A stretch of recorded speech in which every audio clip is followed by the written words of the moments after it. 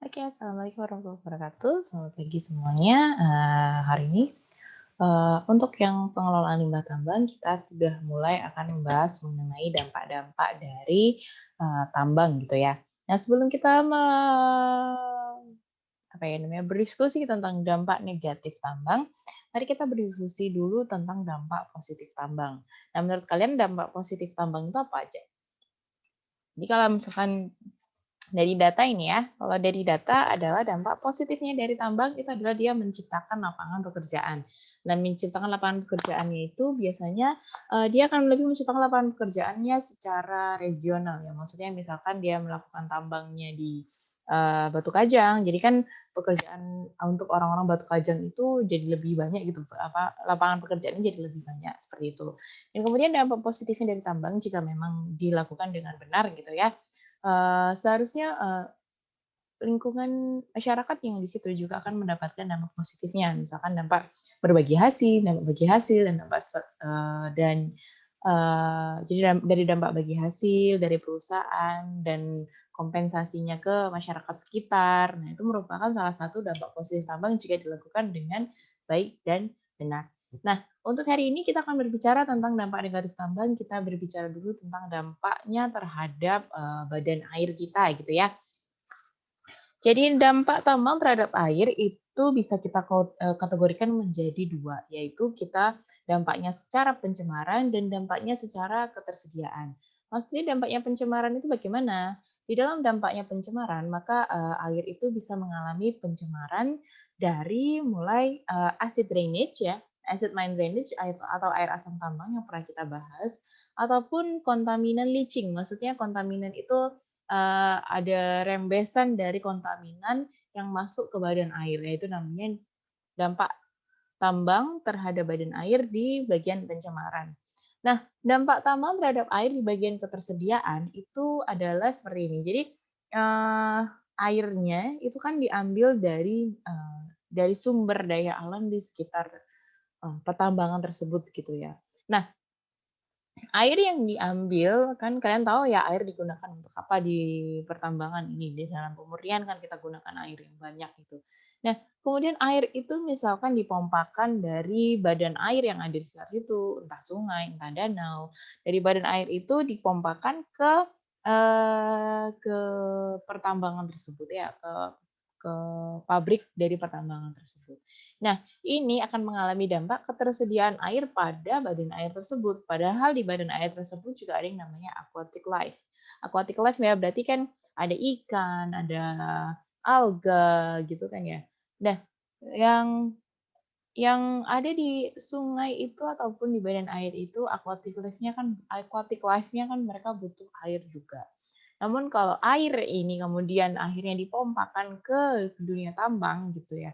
Nah, ini permasalahannya akan adalah ketersediaan air untuk aquatic life yang ada di sungai itu seperti apa gitu. Nah, kalau mereka ketersediaan airnya, semakin tipis, nah mereka kan juga nggak akan bisa bertahan hidup ya, aquatic life-nya juga nggak bisa bertahan hidup. Dan ini akan berpengaruh lagi eee, ke dalam food chain ya, dalam food chain maksudnya rantai makanan. Nah, itu nanti akan kita bahas ya. Nah, itulah yang, kita bisa bahas di dampak tambang terhadap air, itu bisa kita lihat di arah pencemaran dan juga di arah ketersediaan. Nah, di sini akan kita bahas lebih lanjut mengenai pencemaran, yaitu acid mine drainage. Nah, acid mine drainage itu dari mana? Sumber primernya adalah dari, batu-batuan yang kita tambang, gitu. Batuan-batuan kita tambang, kemudian yang kita tidak mau gitu kan, kita buang, nah itu bisa menjadi acid mine drainage. Kemudian dari tailing. Kemudian dari, kalau underground mining. Kemudian dari pertambangan terbuka gitu. Dan kemudian kenapa itu bisa terjadi, nanti kita bisa bahas ya itu. Itu adalah sumber-sumber primer dari acid mine drainage.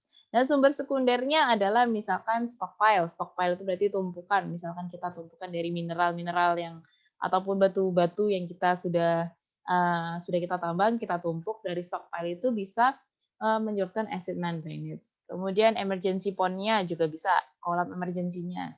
Kemudian juga bisa kalau misalkan dalam pengangkutan ada spill yang keluar, nah itu merupakan sumber sekunder dari acid mine drainage. Kemudian bagaimana sih acid mine drainage kemarin terbentuk kita sudah bahas ya. Dimana kalau misalkan kita mau melakukan pertambangan, kita pasti membuang yang overburden dengan topsoil. Dimana kalau kita membuang overburden dan topsoil, di situ akan ada batu-batuan yang mengandung sulfate mineral, iron sulfate mineral, ya FeS. Dia akan mengandung iron sulfate mineral ataupun yang kita sebut sebagai pirit gitu ya. Pirit is the culprit. Maksudnya apa? Pirit itu adalah tersangkanya di sini yang membuat ada acid mine drainage. Kenapa begitu? Karena sebenarnya ada di dalam batu-batuan itu, di dalam mineral dan batu-batuan itu mengandung pirit. Nah, kalau misalkan overburden, dan mereka nggak akan kenapa-kenapa kalau dia tidak terekspos ke oksigen dan kemudian oleh air. Mereka nggak akan kenapa-kenapa. Nah, masalahnya adalah kita memindahkan overburden dan memindahkan topsoil sehingga kita memberikan dia expose ke oksigen dan water. Nah, di mana kalau pirit itu bereaksi dengan oksigen dan juga bereaksi dengan air dan terbentuknya disebut kita rush ataupun iron hydroxide FeOH. Nah, kalau iron hydroxide kebentuk, yang lainnya kebentuk adalah sulfuric acid. Ya, sulfuric acidnya akan terbentuk, guys. Nah, di mana kalau sulfuric acid ini terbentuk, dia juga bisa ikut, akhirnya kan ada sulfuric acid di dalam sini ya, di dalam sini. Jadi dari batunya tadi ini jadi sulfuric acid dan bayangkan kalau ada air. Nah, dia akan menjadi larutan sulfuric acid. Larutan sulfuric acid ini akan merembes dan juga bisa melarutkan segala metal ya, segala jenis metal atau logam yang ada di sini gitu. Bahkan heavy metal pun juga bisa dia larutkan yang ada di lapisan batuan kita. Nah, dia akan kemudian bereaksi dengan kontaminan-kontaminan tadi dari tambang dan juga dia membentuk sebuah larutan gitu. Sebuah larutan ini akan bersifat acidic dan itu karena dia punya sulfat yang sangat tinggi ya, jadi high sulfuric acid gitu ya, dan kemudian dia juga akan mengangkut beberapa metal bridge. Karena itu tadi, karena dia dari sulfuric acid, dia bisa meleburkan atau melarutkan gitu ya, melarutkan metal yang ada di lapisan batuan kita. Airnya dibawa semua ke badan air. Nah, inilah permasalahan utama dari acid mine drainage. Dan acid mine drainage ini, sorry ini kayaknya salah. Ketika acid mine drainage itu air asam tambang itu merupakan permasalahan yang paling utama di dunia tambang.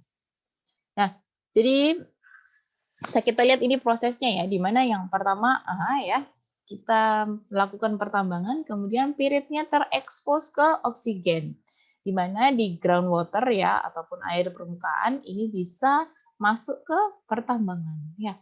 Masuk ke pertambangan ada air, ada oksigen, ada oksidannya, ada airnya, maka pirit berubah menjadi iron hydroxide ya. Kemudian akhirnya akan terbentuk yang juga yang namanya sulfuric acid.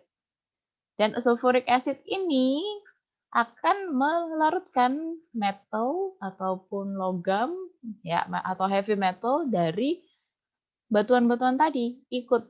Jadi segala jenis metal itu akan ikut ke dalam air tersebut, dalam larutan tersebut membentuk larutan. Kemudian akhirnya air itu keluar dari luar tambang dan kemudian apa? Dia akan masuk ke aliran air kita. Ya, aliran air kita kemudian dia akan masuk ke aquatic life. Aquatic animal and plants are killed by the drainage. Kenapa? Karena mereka terekspos oleh heavy metal yang dibawa oleh acid mine drainage ya, ataupun mereka akan terbawa oleh tadi pirids, high sulfuric acid tadi. Makanya semua aquatic life itu punya ketahanan masing-masing terhadap sulfuric acid dan juga heavy metal. Pun kalau kita juga punya ketahanan sendiri terhadap heavy metal sama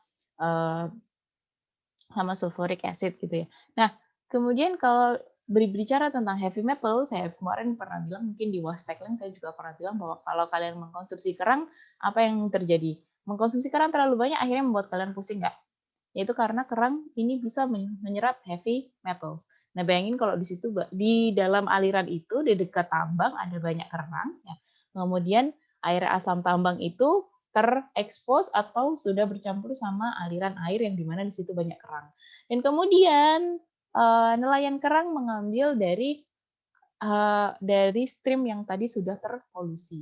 Kemudian kerang itu kalian makan semuanya. Wah, selesai. Berarti heavy metalnya sudah berubah dari batuan menjadi ke dalam badan kalian sendiri. Dari batuan jadi badan ya, jadi badan kita sendiri. Nah, itu gimana efeknya? Efeknya banyak ya. Efeknya terhadap aquatic life sendiri bisa immediate kill ataupun dia langsung mati, langsung hilang, langsung mati gitu ya.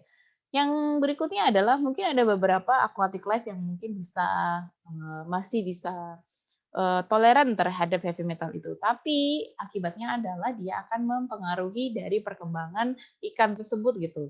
Dia akan mempengaruhi pengembangan ikan tersebut dan behavioralnya itu akan berubah ya, habitnya dia akan berubah.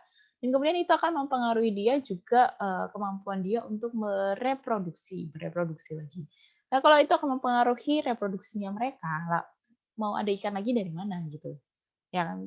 Mau kita dapat ikan lagi dari mana gitu. Dan kemudian yang paling masalah adalah metals do not break down in the environment. Jadi kalau kita punya metals, logam itu nggak bisa di breakdown di dalam lingkungan.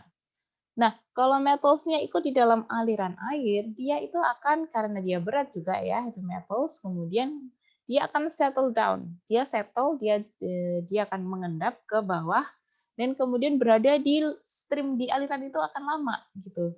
Karena dia udah settle di bawah ya, jadi setiap kali ada air lagi dia akan bawa lagi. Air lagi dia akan bawa lagi. Gitu. Tapi dia akan tinggal di situ karena dia berat. Jadi dia akan hanya membawa kayak larutan-larutannya gitu. Nah, makanya kenapa ini mesti acid manganese ini disebut sebagai long term devastating impact. It has a long term devastating impact ya. Dia punya jangka panjang nih pengaruhnya, impact-nya dia jangka panjang gitu. Nah, kalau mau kita wrap up ya acid mine drainage ini, apa sih pengaruhnya di air asam tambang ini? Secara chemical dia akan meng-increase acidity, dia akan menaikkan asam tadi ya, karena tadi sudah dijelaskan bagaimana sulfuric acid itu terbentuk. Nah, dia akan akhirnya meningkatkan keasaman. Kemudian dia selain ini saya yang berhubungan ya. Nah, selain akhirnya dia punya tingkat asid yang tinggi, kemudian karena asidnya yang tinggi, dia bisa melarutkan metal, sehingga dia bisa punya metal concentration yang lebih tinggi itu airnya. Ya, karena dia bisa mengabsorpsi metal. Ya, secara fisikal itu akan meningkatkan turbidity, guys. Nanti kita bahas di kelas ya. Turbidity itu apa, guys? Seorang mahasiswa teknik lingkungan harus tahu turbidity itu apa. Turbid itu gimana dan pengaruhnya apa turbidity. Nah, turbidity ini juga akan menghasilkan atau mengakibatkan terjadinya sedimentasi. Nah, ini sama ya seperti ini absorption of metals on sediment. Karena ada sedimentasi tadi, nah bisa aja di sedimen itu membawa metal-metal tadi. Nah, kemudian ini turbidity akan pengaruhnya dengan decrease in light penetration. Bagaimana bisa seperti itu? Oke. Secara biological ya pasti ya berhubungan dengan aquatic life, dia akan berubah reproduksinya, respiratorinya, behavioralnya berubah gitu ya. Kemudian toxicity-nya di air itu jadi berubah, nilai toxicity-nya itu yang berhubungan dengan biological. Dan secara ecological itu akan ada habitat modification. Maksudnya habitatnya akan berganti. Nah, kalau misalkan kita airnya kurang di sini karena diangkut sama dunia tambang. Lah kemudian kan berarti aquatic life yang di sini dia harus bermigrasi. Akhirnya harus ada modifikasi. Nah, itu akan menyebabkan juga food chain kita berubah. Yang tadinya sumber daya ikannya di situ banyak, mungkin bisa menjadi kecil, akhirnya orang harus cari yang lain. Dan kemudian juga ada bioaccumulation within food chain. Maksudnya bioaccumulation itu, bioakumulasi itu adalah tadi ikan makan heavy metal ataupun makan sulfuric acid ya kan. Kemudian dia akan yang dimakan metalnya ya akan ada di ikan ini tersebut kan. Ikan diambil sama nelayan ya, kemudian dibawa dipasarkan, kemudian kita sebagai konsumen. Jadi heavy metal yang ada di dalam air tadi yang tercemar masuk ke ikan, ikan masuk ke kita. akhirnya itulah yang disebut bioaccumulation within food chain. Di dalam rantai makanan itu terbioakumulasi, itu yang seperti itu. Nah itu akibatnya ya kayak yang pernah saya bilang, kalau kalian makan heavy metal kebanyakan dari kerang gitu ya, kayak kerang kan membawa timbal, itu pasti pusing kan efeknya. Nah kalau kalian makan ikan yang tadinya harusnya ikan itu segar, ikan itu bermanfaat, terus kalian makan ikan yang terdampak ataupun yang tercemar sama air acid main drainage atau air asam tambang ini, akhirnya kalian jadi pusing juga itu bisa. Ya, pusing kalau misalkan kalian makannya banyak, makannya tertumpuk banyak, nah itu bisa menyebabkan chronic disease ya, ataupun penyakit kronis yang lainnya. Oke, untuk yang minggu ini kita akan bahas mengenai dampak dari tanah tadi, dan kemudian dampak dari dampak dari ke airnya gitu ya, dampak ke airnya. Sebenarnya semuanya nanti akan berhubungan, nanti akan kita bahas di minggu kedua gitu ya. Dan kita sudahkan sampai di sini. Nanti jangan lupa kita ada sesuatu hal yang akan kita lakukan di dalam kelas. Dan jangan lupa bisa dibahas lagi tentang tadi turbidity ya. Turbidity itu apa guys? Dan pengaruhnya apa? Oke, terima kasih semuanya telah mendengarkan YouTube ini. Dan kemudian kita ketemu di next YouTube ya.